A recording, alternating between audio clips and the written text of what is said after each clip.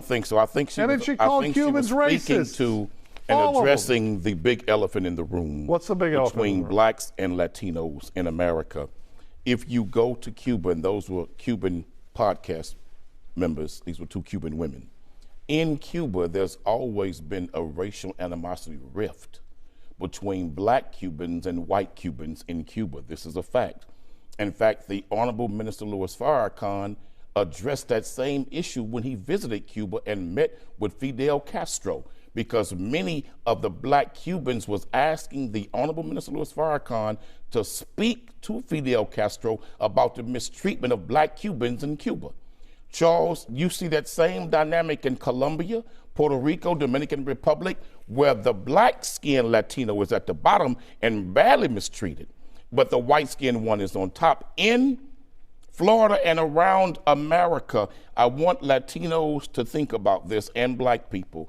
There was a famous white supremacist scholar in America who wrote a book in the 90s called Two Nations, Dr. Andrew Hacker. In that book, he wrote One Nation Black, One Nation White. And he spoke about the fear of genetic annihilation in America if black and brown birth rates continue to soar and white birth rates continue to go backward. He said that within 30 years, America would be majority minority, no longer white control or dominated. I feel for the black community because I know what it feels like to be racially profiled. I didn't know it before, and I thought it was a little bit of a reach, but now I totally get it. That's what a man came out on here and said. And this is why we should believe victims. This is why we should believe people's stories. This is why we should have empathy. And this is why we should be able to put ourselves in other people's shoes. Because you thought it was a reach. That's what he said.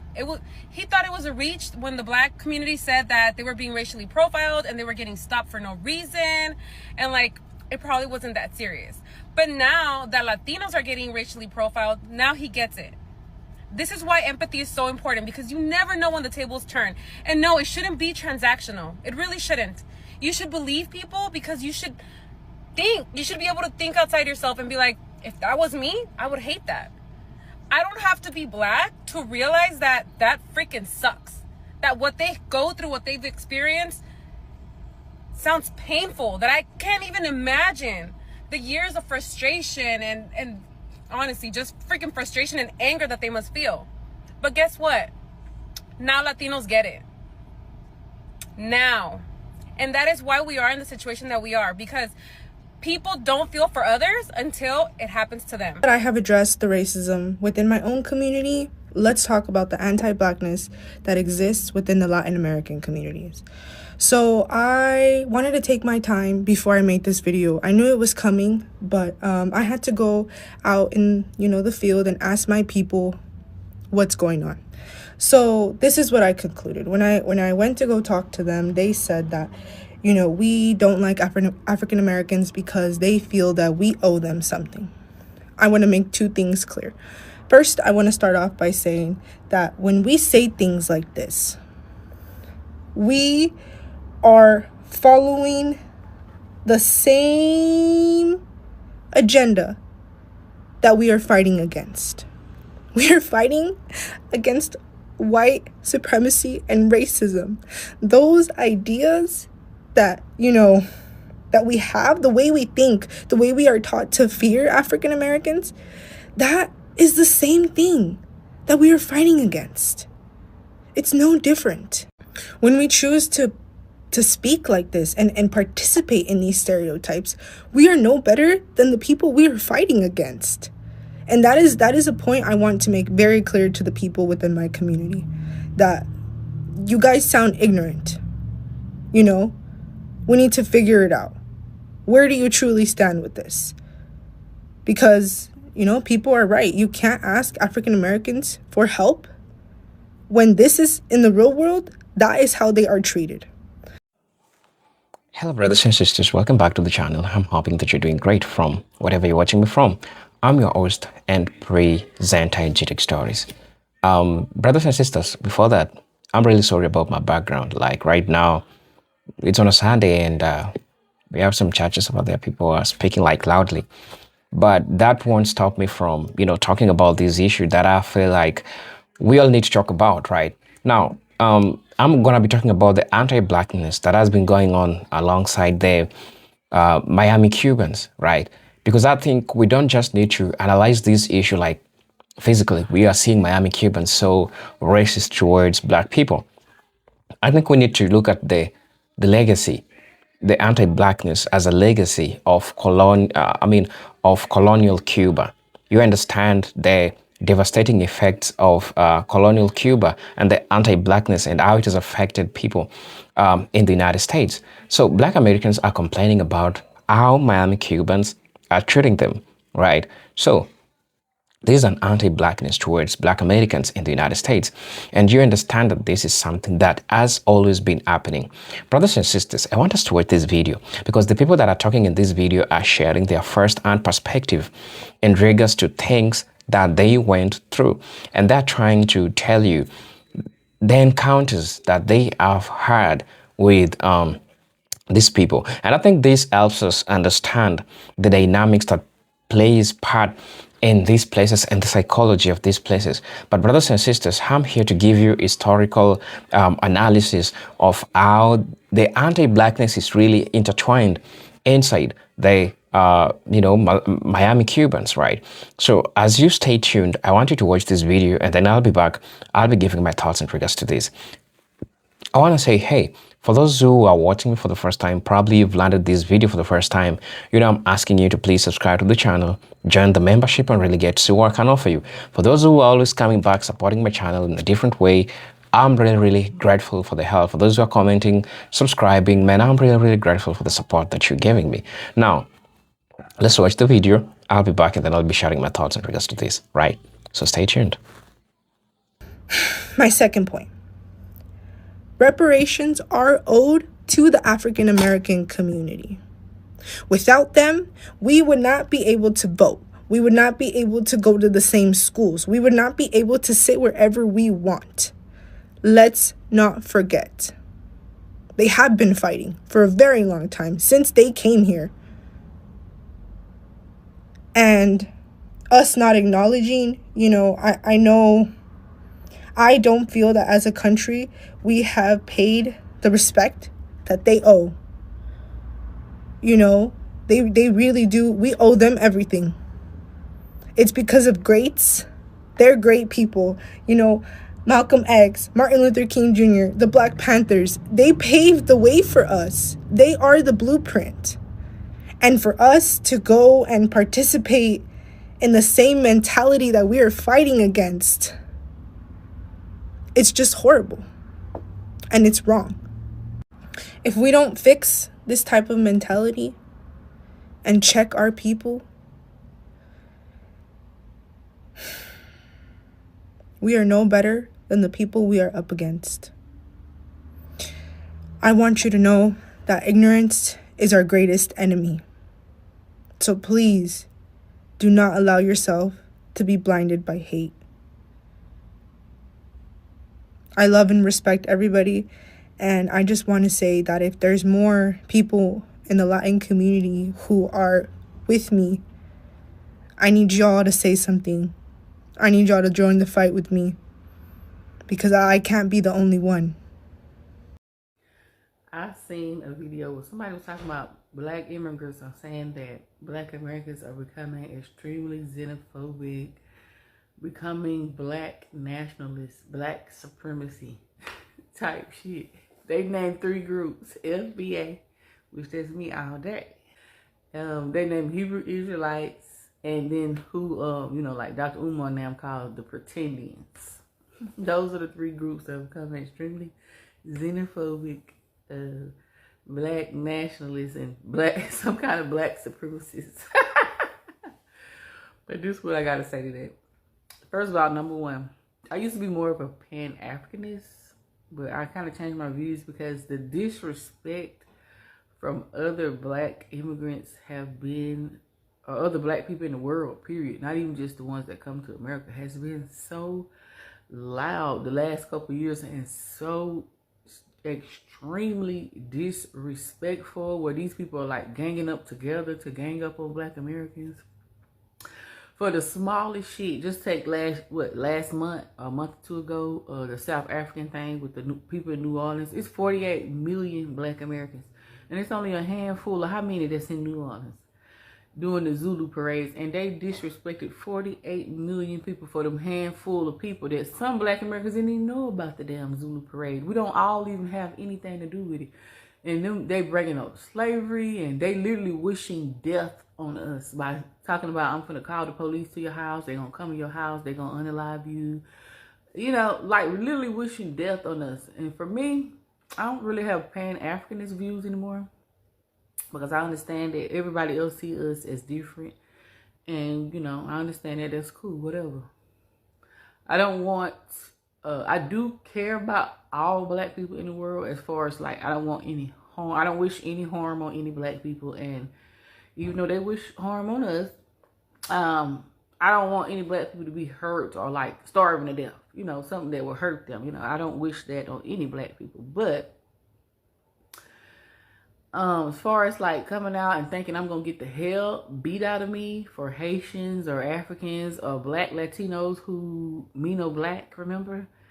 I just wouldn't be willing to do that. I mean, because you're not being harmed, you're just being gently taken to the airport and given a free plane ride back to your country. They're not harming a hair on your head.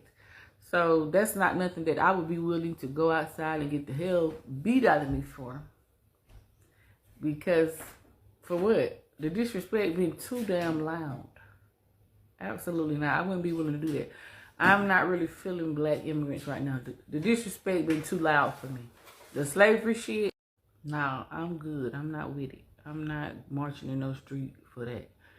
Now, remember when those Texas police officers was on those horses and they was whipping them Haitians with whips, beating the hell out of them, hitting them in the face and every damn thing. Now, that's too far for me. I would have to speak out against that.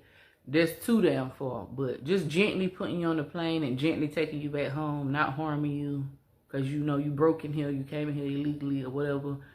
No, I'm good. The disrespect been too loud for me. I'm not really even feeling Black immigrants right now. But I don't want no harm to come to you. But nah, I'm good.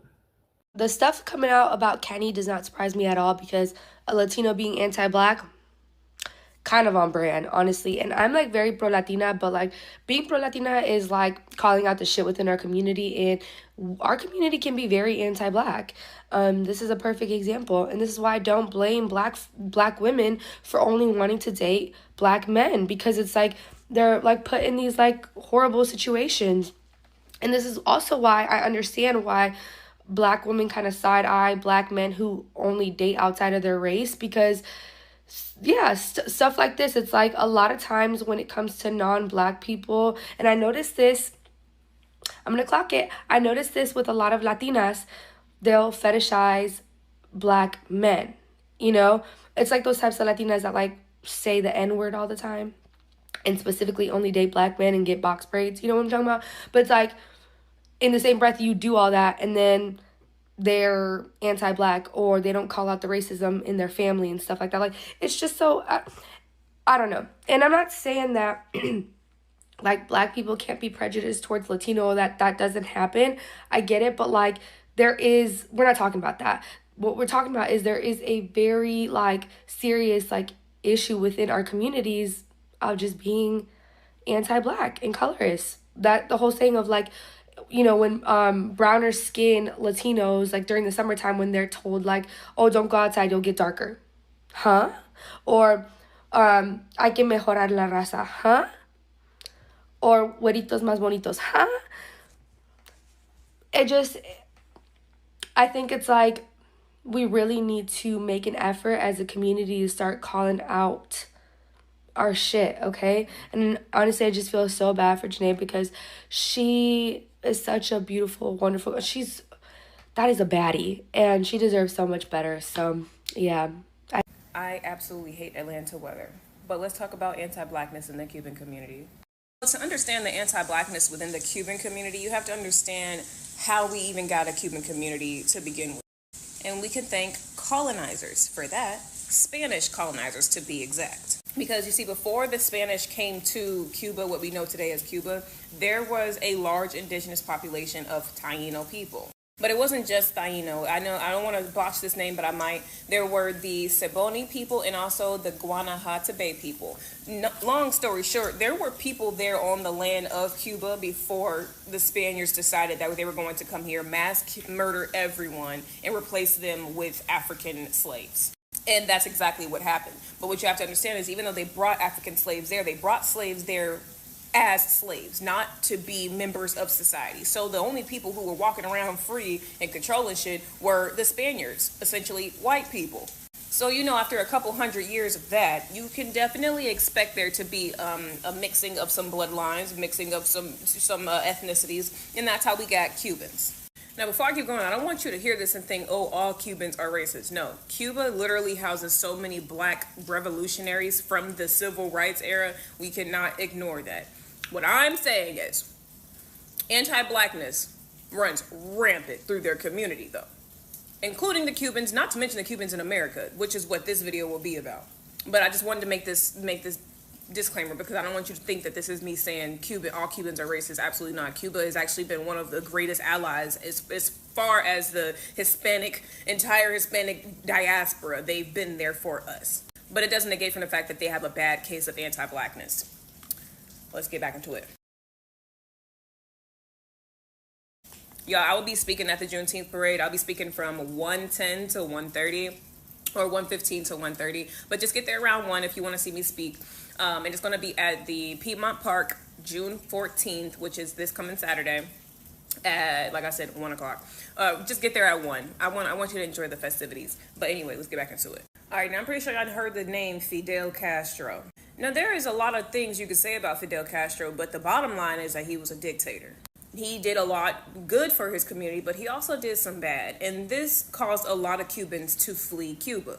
Because, I mean, back home, he was seizing land. He had successfully controlled the media. There was no free speech, food, medicine, and your typical fucking basic goods were becoming scarce.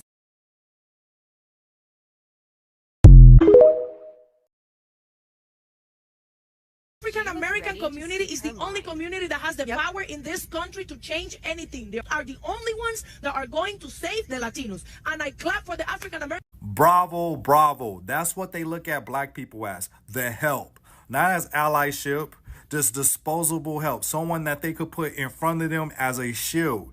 And that's why a lot of these white Cubans left Cuba. It's not necessarily because of politics or ideology. It's because of racial equality. Before the Cuban Revolution, they used to discriminate against black Cubans. It was legal.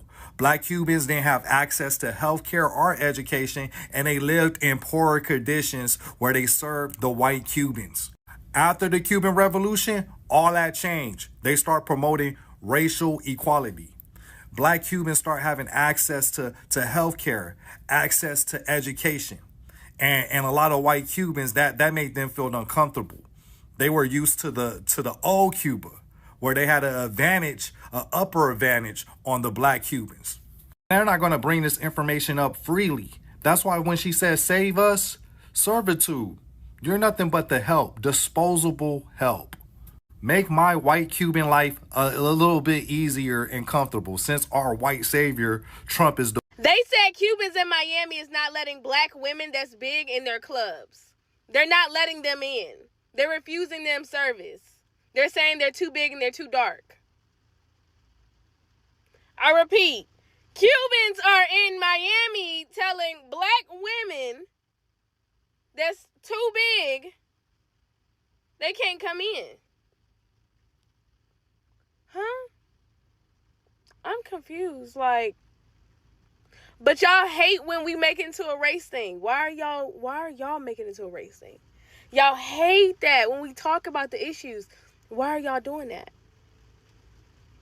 Why are y'all doing that? Like, I never been to Miami. I haven't been. Now, no, I'm not that big, but are you going to tell me I'm too dark? Probably. That's crazy. Like, I met some people that was from Miami before. They act stank as hell. Like, they do. They act like they shit do not stink. Like, they better than everybody. Sitting while black in I'm Florida. sitting outside, taking a break. A man rolled up in that truck and then rolled back, and he asked me what company I work for. I don't know who this man is. I did not feel comfortable giving him any of my information, and so now he just took a picture of me and is saying that he's gonna call the police. So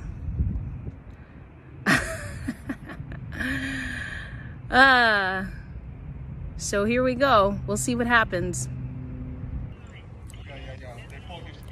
This man has a gun. He's now talking to my producer with a gun in his hand.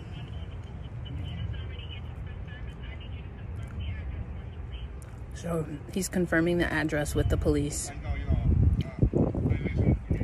I called my producer because I didn't feel comfortable leaving. A lot of times in these situations, if you leave, you're still in a bad situation. So he has a gun, it's in a holster, and he's talking now to my producer who I had to call. As a rule, I don't give out information, any of my personal information, to somebody that I don't know.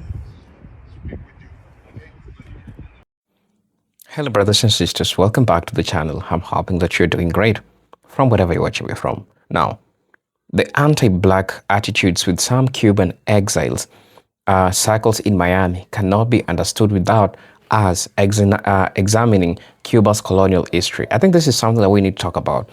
We are going to look deep into the history of Miami Cuban. Now, under the Spanish rule, Cuba was one of the largest slave societies in the Americas, with rigid racial hierarchy that placed whiteness at the top and blackness at the bottom. Right? Now, even after slavery was abolished in 1886, after the emancipation of slavery, racial inequality persisted through informal segregation, economic exclusion, and cultural stigmatization. Right? So, the cultural stigmatization was for Afro-Cubans. Now I understand where this part starts. These hierarchies became embedded in social norms and elite identity, right? When many Cubans later on emigrated, particularly after the middle and upper class backgrounds, they carried with them racial attitudes shaped by this colonial order, including deeply ingrained anti-blackness. So we understand that this group of people are a group of people that they are taught anti-blackness from birth child, right? From birth child. There's a theory by John Locke, and John Locke once said that, he's a sociologist. John Locke once said that human beings becomes part and parcel of their society. In the sense, he says that human beings are born a blank slate. We are all born blank slate, but it is what is happening in our environment that makes us, that shapes us, that molds us to start perceiving things differently.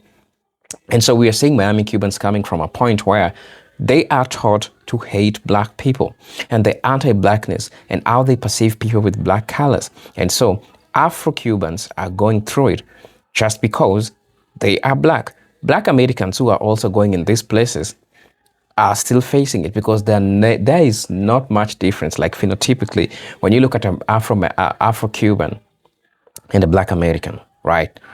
Now, pre-revolutionary class and race alignment. This is part of historical part that we need to talk about. Remember, in 1959, when Cuban Revolution happened, race and class were tightly intertwined. Light-skinned Cubans were disproportionately represented in land ownership, business, and political power, while Afro-Cubans were overrepresented among the poor and working classes. When the revolution disrupted this social structure, many of those who fled were individuals who had benefited from the racialized class systems. Now, scholars note that the exile identity in Miami often framed itself as loss of civilization, quotes unquote, an order, language that implicitly aligned whiteness with legitimacy and blackness with disorder. This framing reinforced racial resentment, particularly towards black population in the United States. Now, understand that the US Cold War politics and construction of exile identity also played part in this. Let me explain. Now, the US government, the US government's Cold War strategy played a crucial role in shaping Miami Cuban's political culture. Cuban exiles were positioned as model anti-communist immigrants and were granted economic, legal, and political privileges denied to most other immigrant groups, including Black Americans. This exceptional treatment fostered a sense of racial and political superiority, reinforcing their belief that Cuban exiles were closer to whiteness, and therefore they were more deserving as compared to other people. Now, within this framework, we get to understand that proximity to blackness, who were historically excluded from similar privileges, was often viewed as a threat to status and legitimacy, right? So let's talk about anti-communism as racialized ideology. Yes, get it right. In Miami, anti-communism became more than political stance. It evolved into a cultural identity because U.S. racial disclosure frequently racialized leftist politics as associated with Black activism. That includes the civil rights movement, Black radicalism. Now, some Cuban political organization came to associate Black Americans with disorder, with dependency, or subversion. Now, scholars argue that this dynamic produced a form of a racialized triangulation, where Cuban elites aligned themselves with conservative white America while distancing themselves from Black struggle to secure political acceptance and power. Also, at the same time, the so-called Cuban Committee or Cuban political establishment in Miami, comprised of influential donors, media figures, and political organizations, which has historically controlled access to power and representation. The critics argue that the establishment often marginalized Afro-Cubans and excluded Black perspectives, both Cuban and African American. Anti-Blackness in this context operates less through explicit rhetoric and more through gatekeeping. Who gets visible, whose issues are prioritized, and which alliance get rejected. This structural exclusion reinforces racial hierarchy without requiring overt racist language, right? So there's something, we call it proximity to whiteness as politics of assimilation. And this is happening in Cuba so much. Now, sociological research on immigration assimilation highlights how some groups seek upward mobility by aligning with dominant racial norms. In Miami, many Cubans embrace a white ethnic identity, distancing themselves from Blackness to gain acceptance within the U.S. racial hierarchies. The pursuit of whiteness often came at the expense of solidarity with Black Americans, whose struggles challenged the very system Cuban elites sought to integrate into. Anti-Black sentiment thus became a mechanism for preserving social distance and protecting accumulated privilege, right?